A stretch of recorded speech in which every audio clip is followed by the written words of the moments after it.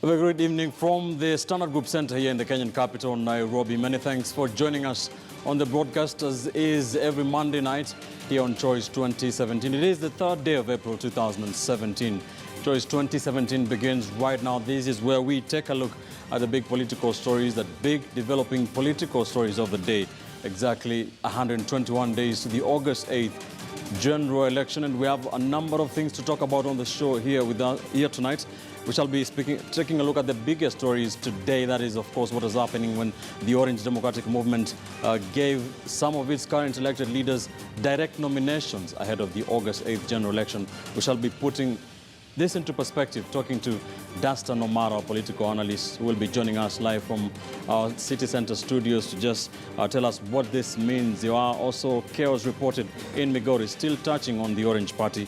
We shall be talking to Dastan more on this issue. We shall also be talking to matters Embu County, the battle for the county of Embu, and we're speaking to one of the aspirants, gubernatorial aspirant, the current senator of the county of Embu, that is Lenny Kivuti, who is with us here in studio to talk about his agenda for Embu County and some of the issues that are emerging there on the ground. Later on, we shall be speaking about My Aspirants, My Leader. This is our program for voters, civic education to educate voters. We shall be speaking to the MD of Oracom Web Solutions very quickly to tell us about what that application does and what help does it have to the voter ahead of the election.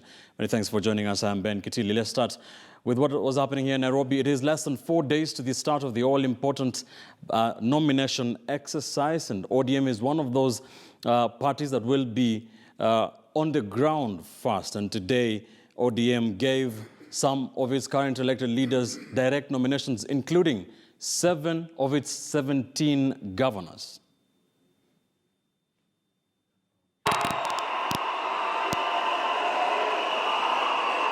City Governor Dr. Evans Kidero.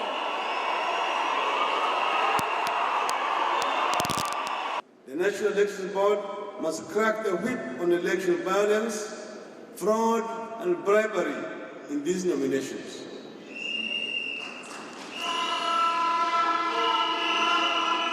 This means the board must itself be above reproach, and when mischief is seen to have been tolerated, somebody must be held accountable for it. Anything short of a clean nomination exercise will only undermine our chance in August. I want to appeal to our youth to stand up for this party and refuse to be used in schemes that only undermine our real worth. The youth are the vanguard of ODM. They must refuse to be used to cause violence. As voters and candidates, we must not lose focus of the bigger picture. The nomination exercise is not an end in itself. It is just but a necessary step in the journey of many steps aimed at making Kenya work for everybody again. The country can see that ODM under NASA is ready to take over government come 8 August 2017. Because of the order, because of the transparency, because of the fairness. Baba, kile mimi nataka kukuahidi, sisi kama mama wa chama yetu ya ODM tumeamua tutanasa na tunase kura mingi kwako, na hizi kura Baba tutakunasia kwa sababu hii Kenya iko na kabila mbili na tumechoka na ile kabila inakula nyama na sisi kabila tunameza mate. Before we engage Dastan Omara on this ODM story, the latest, the direct tickets, let's take a look at some of those leaders who have been given those direct nominations.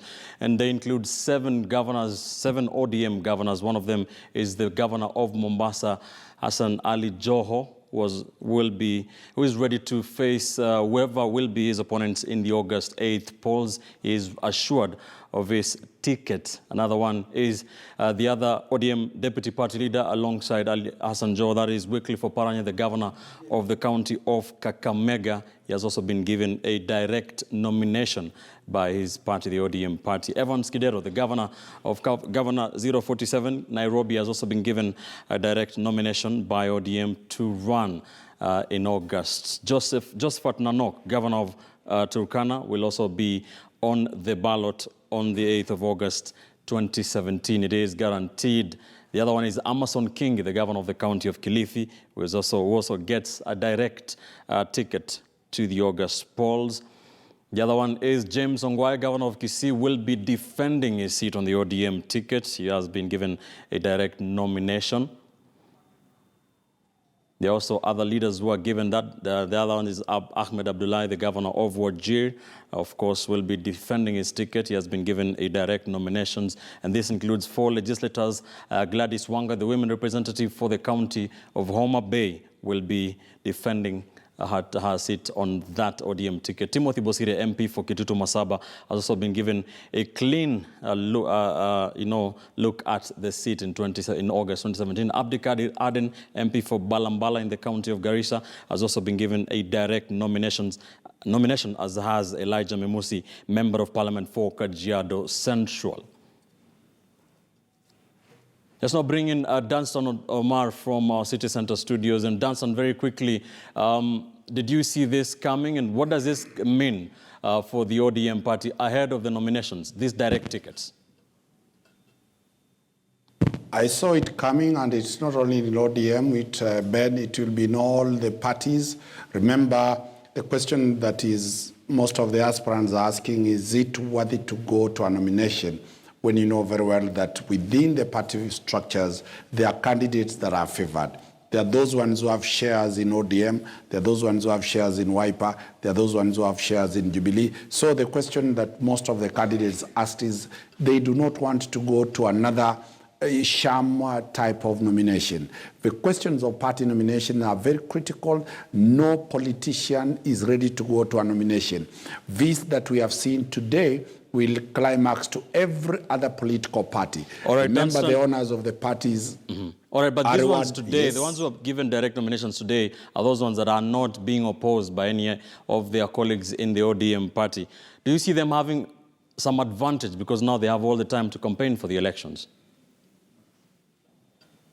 They have all the time because they have always been at the forefront to support Raila Odinga. When you look at the governors that have been given the tickets, they have been at the forefront to campaign for ODM. They have never stopped campaigning for Raila Odinga. They are the party stalwarts. They are the actual owners of ODM. So most of the candidates got scared to challenge a person like Joe, to go for Amason Kingi. Right. So most of them, the candidates in those regions, will meet them in the ballot on 8th of August. All right, let's stay with the ODM party. And journalists were among those injured in Migori town today when chaos broke out at a meeting that was being attended by ODM leaders, including Senators Professor Anyang' Nyong'o, Hassan Ali Joho, and the governor of Mombasa, as well as James Orengo, the senator for Siaya, as well as MPs Junet Mohammed and Joseph Kobado, among others, were whisked away by their security personnel. When chaos began,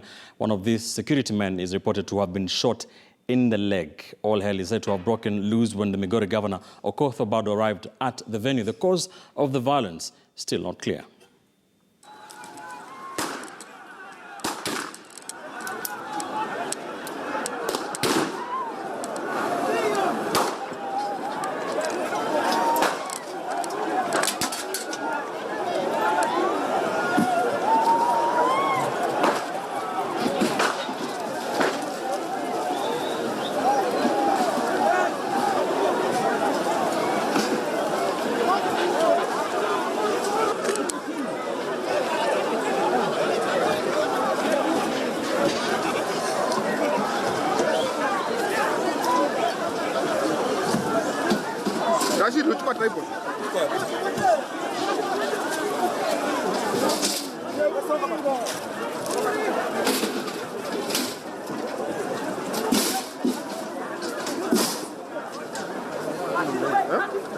Nani yo?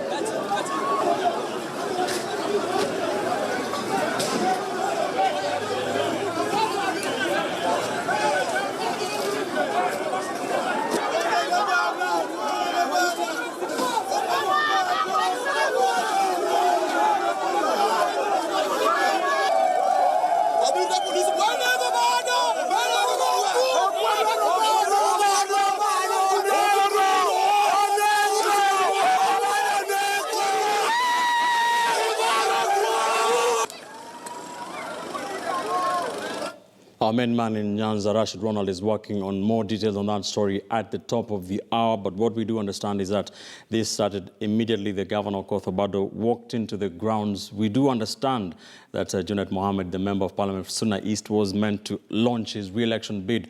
Dunstan, before we let you go, what do you read from such when it happens in ODM strongholds? They have been at the receiving end of harsh indictments, really, over chaotic scenes in their electoral processes. What do you take on this? Ben, this culture cannot be entertained in the 21st century. In 2017, we should be doing simple nomination processes and launching processes. If ODM really wants to take power, if NASA wants to take power, is this the way they take power? By violently beating up journalists, by violently storming in other people's rallies? I do not accept such behavior. Number two, you remember Governor Obando was never a member of ODM. Obado came in through PDP after being rigged out in the ODM nominations. I don't think that ODM is going to give him the ticket. When you saw Joho, you saw Anyang' Nyong'o, you saw Rengo there, the message was very clear that Obado is not with Raila Odinga. All right. And therefore, they are trying to depict Obado as a Jubilee mole, and therefore, definitely Obado must bolt out of ODM and go to another party. All right, thank you, Dunstan. Tomar, they are just putting matters into perspective, speaking about the Orange Party. As they prepare to begin their nomination processes on Friday, they begin on Friday, the 7th of April. You're watching Choice 2017 here on KTN News. Many thanks for staying with us. When we return, we switch gears to the county of Embu. We shall speak one-on-one with the current senator of Embu, who is gunning to become the governor of Embu. That is Lenny Kibuti. Don't go too far.